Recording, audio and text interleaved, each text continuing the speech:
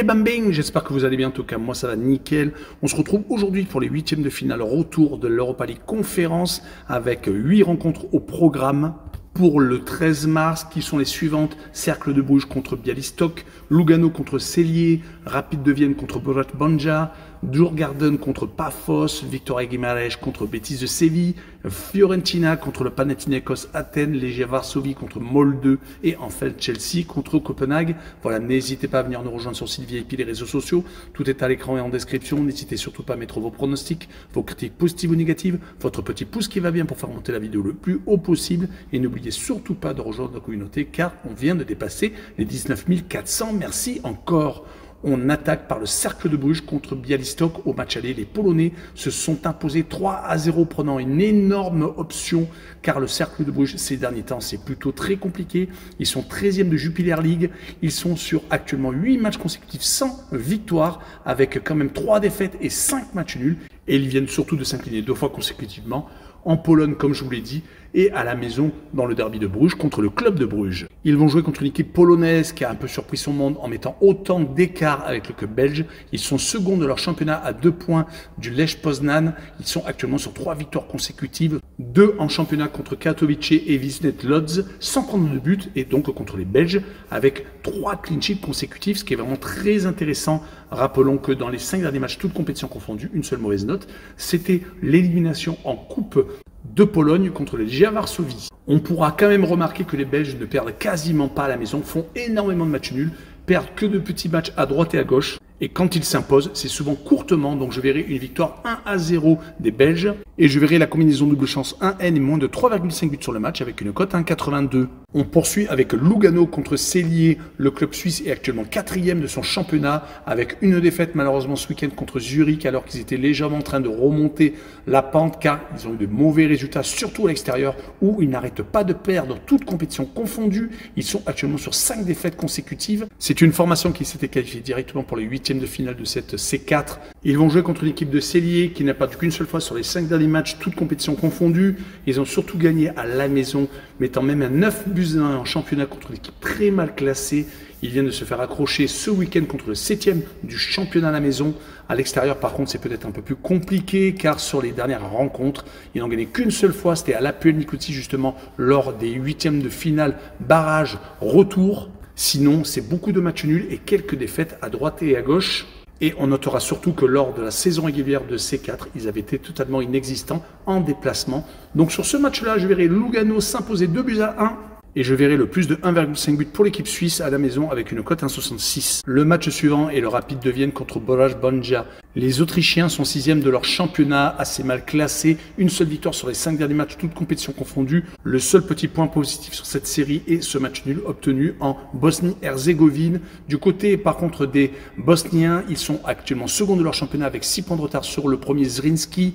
Ils n'ont plus perdu depuis 8 rencontres, toutes compétitions confondues. La dernière défaite était en match amical juste avant la reprise hivernale. Mais attention car les Bosniens à l'extérieur c'est plutôt compliqué. Sur les 4 matchs pour l'instant, que ce soit lors des barrages ou de la saison régulière, ils n'ont mis qu'un seul petit but. C'était lors du premier déplacement à la PL Nicosie le 24 octobre, sinon 3 déplacements et 0 but marqué. Donc sur cette rencontre, je verrai le Rapid de Vienne s'imposer 1-0 et je verrai également les 2 équipes qui ne marquent pas avec une cote 1,75.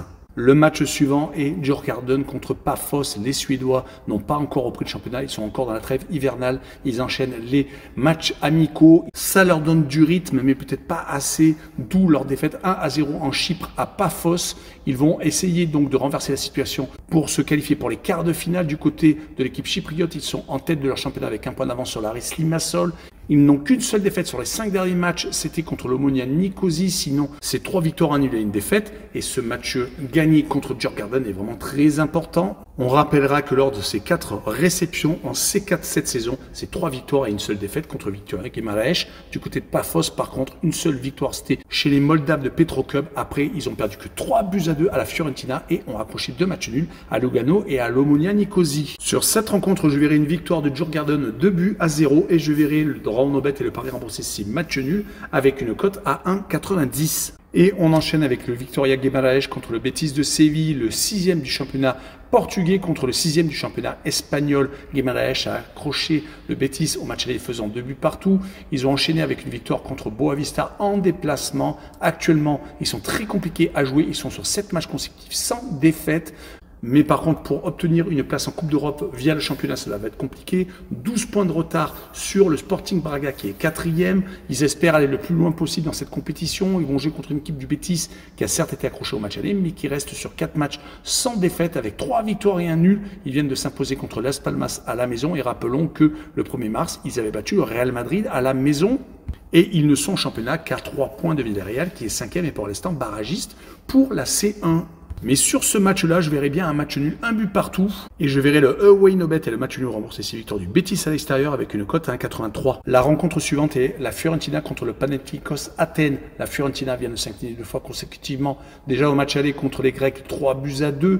Et ils viennent également de perdre contre le Napoli à l'extérieur. Par contre, ils sont 8e de Serie A et ils sont en train de se faire décrocher par les places européennes. Ils ne sont qu'à 5 points certes du 6e, mais ils étaient beaucoup mieux en tout début de saison où ils étaient même dans le top 4. Heureusement, à la maison, ils continuent à être quand même assez sérieux, même s'ils ont perdu contre Com le 16 février. Mais on rappellera qu'ils ont atomisé l'Inter de Milan juste le match d'avant à la maison et ils ont réussi à battre des équipes en difficulté comme le Genoa ou Lecce. Ils espèrent donc retourner la situation contre les Grecs qui sont 3e de leur championnat à 10 points de l'Olympiakos. Ils ont gagné 3 de leurs 5 derniers matchs et ils viennent de se faire accrocher à Atromitos ce week-end faisant un but partout. On notera qu'en déplacement sur les 7 dernières rencontres, 0 victoire, quelques matchs nuls, on est d'accord, 3 mais quand même 4 revers. Donc sur cette rencontre, je verrai la Fiorentina s'imposer 2-0 et je verrai la Viola marquer le plus de 1,5 buts sur le match avec une cote 1,69. Le match suivant est le Legia Varsovie contre Molde. Les Polonais sont 4e de leur championnat alors que Molde est actuellement en trêve hivernale. Ils enchaînent les matchs amicaux et les matchs de C4. Ils sont passés par les barrages pour éliminer Shamrock Rovers au penalty. Après avoir perdu le match aller, ils ont réussi à s'imposer sur le même score au match retour. Ils ont en plus réussi à remporter la manche aller 3-2 contre les Polonais, donc c'est très bon, ils ont un petit but d'avance. Et rappelons que les buts à l'extérieur ne comptent plus double. Ils vont jouer contre le Legia qui vient de se faire accrocher à l'extérieur ce week-end au Motor Lublin. Ils avaient donc réussi pourtant à avoir des résultats très intéressants, mais c'était surtout à la maison, s'imposant en Coupe de Pologne et également championnat, restant tout de même à 8 points du 3e pour les qualifications européennes. Il va falloir peut-être accélérer les choses. Ils sont après 24 journées donc assez loin.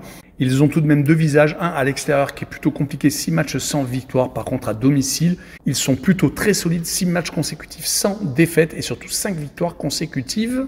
Sur cette rencontre, je verrai une victoire 2-1 du Legia Varsovie et je verrai le plus de 2,5 buts sur le match avec une cote 1,73. Et on finira par Chelsea contre Copenhague. Les Anglais ont pris une légère avance lors du match aller, s'imposant 2-1.